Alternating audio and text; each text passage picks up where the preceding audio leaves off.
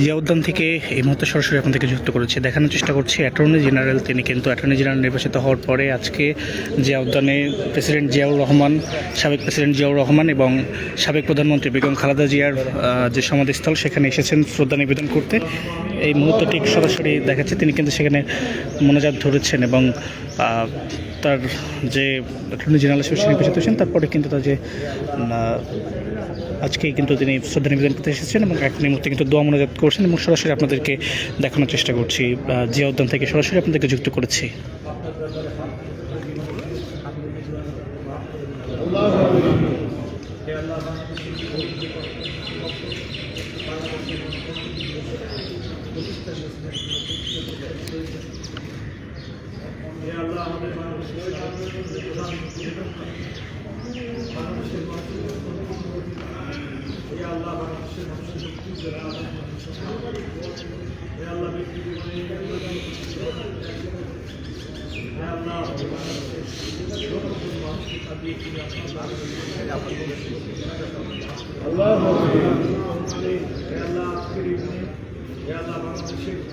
নতুন যে রাষ্ট্র ব্যবস্থা সেই নতুন রাষ্ট্র ব্যবস্থায় আল্লাহ আমাকে অ্যাটর্নি জেনারেল হিসেবে দায়িত্ব প্রদান করেছে।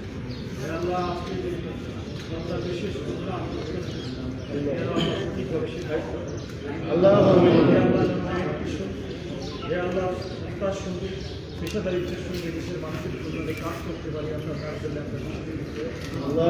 বিশেষ করে আল্লাহ আমার জীবনে রাষ্ট্রের এই পরিবর্তনের জন্য দেশের সাবেক তিনি এখানে